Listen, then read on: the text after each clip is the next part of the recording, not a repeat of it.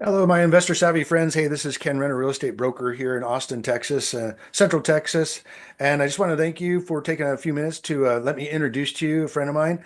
His name is Zach Canull, and he's in Indianapolis, Indiana. And we were just discussing about what the amazing things that are going on in Indianapolis right now, and some of the unique things, out of the box kind of things that he does that I don't do.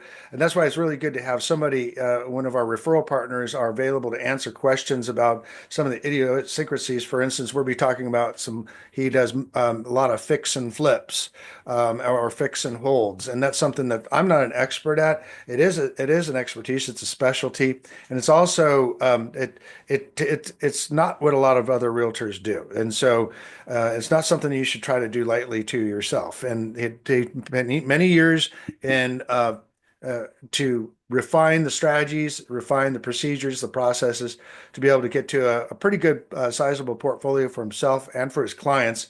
And now he's looking to expand out and scale. So he needs to have access to the Tom Ferry Network or other people around the country that are looking to partner with a great person here in Indianapolis and take advantage of the what's going on, the appreciation and also the potential cash flow. So Zach, great to meet you out in Florida again. Now we're back in our home states, and so I wanted to find out. Tell me a little bit about Indianapolis. What's going on there? What's the hot topic? Yes, Ken, thanks for having me. It was great meeting you. Sure. Yeah. Right now, I think the hot topic, Zillow kind of put us on the map this year by naming us not only the number two hottest housing market of the Hmm. year, just behind Buffalo, but we've also been named the number two most competitive housing market for Oh, okay. 2025. So I think, in conjunction with the way that the total number of homes sold last year, being a 30-year low, I think across the board, with a number of other economic factors and hopefully a little bit of relief in interest rates, we're expecting a pretty busy spring market and just a busy overall 2025. So you've seen it. You said you've seen it pick up, but you're going to see it really pick up as we come up into February, March, and all of a sudden everything hits the fan, and you're out there. Everybody's ready to buy houses. Yeah, with the weather here in the Midwest, we're centrally located in the middle of the Midwest. So we see all four seasons. And from a real estate aspect, we have a very, very busy and healthy spring and summer market. We do get a little bit of a lull in the summertime, people taking vacations and whatnot, and Yeah. then typically a solid fall, but our winters really slow things down. Right. So it kind of allows that momentum to build. But what it really does, it just creates a little bit more competition for, the active buyers, and which can be good for sellers. But it kind of scrambles things up, in terms of the investment market where everyone's trying to buy in a short period of time. Yeah, obviously. Yeah. So what's the biggest economic drivers going, the biggest employers right now in Indianapolis? So we're very health industry Okay, cool. centered. All right. Eli Lilly is probably one of the biggest employers. Mhm. They're based in Indianapolis. So there's a number of other pharmaceutical, related fields. There's also Salesforce, Okay. corporate headquarters is here. They at one point had the biggest building downtown. There's a number of startup companies as well. And at one point, I had heard Indianapolis be referred to as the Silicon Valley as opposed to That's so cool. Silicon Valley. So we're seeing, there's a number of logistics companies, a lot of small businesses are being started here. I think other companies are starting to see that the the low cost of expenses, Yeah. for Just their living, yeah, for the affordability. employees, maybe that allows them to, to have a lower starting role, for their workforce. Well, is Salesforce going to close down that big building in San Francisco and move all their people to the Silicon Valley? Is that what's going to happen? Um, to be honest, I am a little bit out of the loop. I'm not sure what they got going on. I All think right. with all the flipping and everything I got going on, I'm over here just juggling juggling what I can. Well, that's great. So tell me about what you've been doing on flipping. You've been building quite a portfolio for yourself and your partner, but now you've also been doing really fantastic at being able to create great value by. Give me an example of your typical flip in the lower price range. Yeah. So, I've got an investor partner that we built a 20 door portfolio maybe 3 years ago, been Mhm. asset managing that. So it gave me some experience in the long-term market. I also started personally flipping homes back in 2018. Okay. And I also learned the hard way. I had no idea what I was doing when I first started and kind of just fumbled through. And after years of doing it and just gaining those valuable lessons, it's become a little bit more systematic for me. And that's what's led me to get to where we're at today. A typical deal for us, purchase price is normally going to be maybe in the 150 to 250 Oh, range. sure. And we're looking to put, between 50 and 100 in on an average deal. I've just started to tap into a little bit higher market where we're acquiring more in the 400 range, Okay. putting maybe 150 in and looking Right. to try to hit like the 750 price range. All right. Okay. So you've got some pretty good margins there. And then you're looking, what specifically is your ask of people in the ferry network and other people who might be watching this as far as how can Yeah, other so agents I help you think out? the thing that I'm looking for, especially with realtors out there in other markets, uh, perhaps you may come across a real estate investor or have a wealthy client that wants to entertain getting into real estate investing, but Okay. maybe your market isn't conducive Yes. or has as strong of an opportunity that maybe either Austin or Indianapolis might have.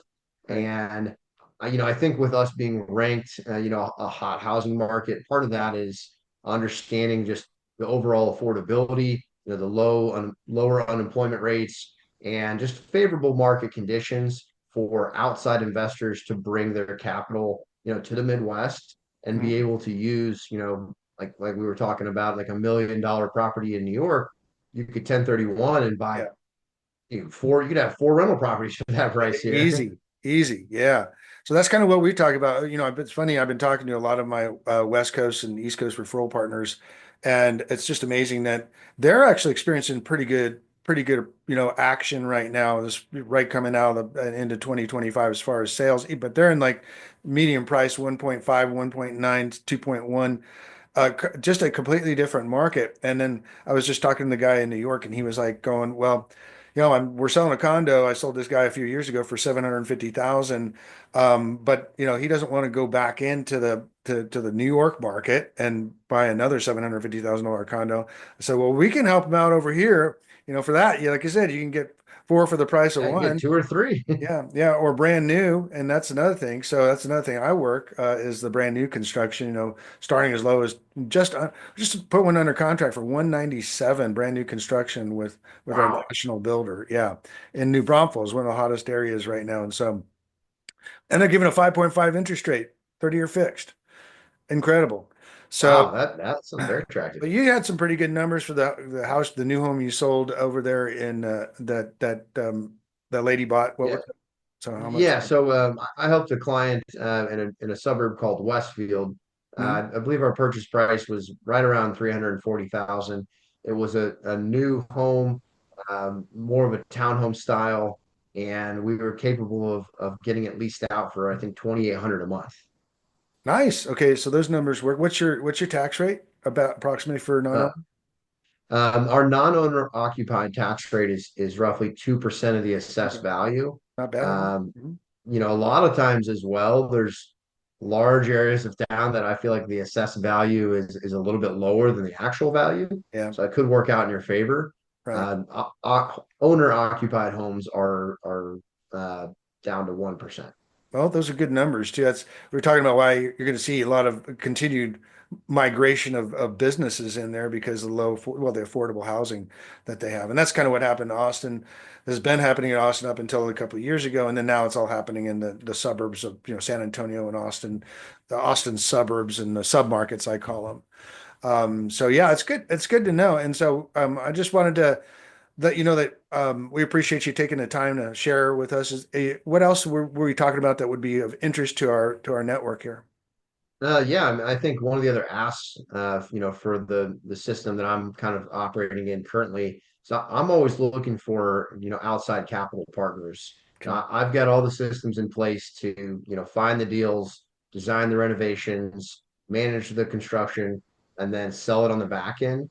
So really making it easy for, out of state investors to stay hands off, but still see solid Okay. returns.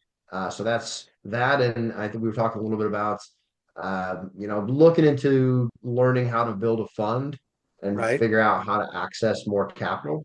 Right. Just because that's the only way, to really scale your operation. Yeah, we talked about it, and I'm going to connect you with a couple of my, wise counsel that does funds, and they'll be able to connect with you and kind of walk you through that a little bit. Kind of a little bit ahead of you. Like my brother-in-law has a fund that's $75 million, and then there's another guy out of the Bay Area that I could connect you with. So that's what we're going to do, and that's what we do in this network. We're networking. My go-to guy for Indianapolis is Zach.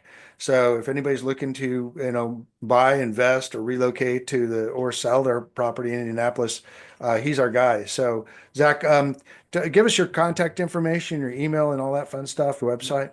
Yeah, my cell phone 317-496-3632, and I can be reached at email Zach, that's ZAC, at Canull, CANULL group.com. Okay, and my name is Ken Renner, real estate broker here in Central Texas, KENN at buyaustin.com.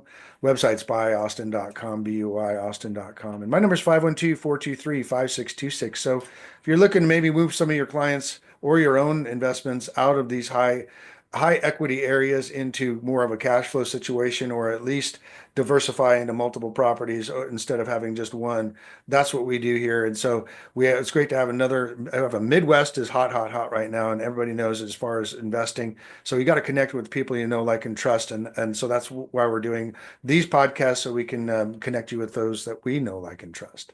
So thanks again, and I appreciate you. Talk to you soon, and thanks for joining us on the Investor Savvy Network. Appreciate you.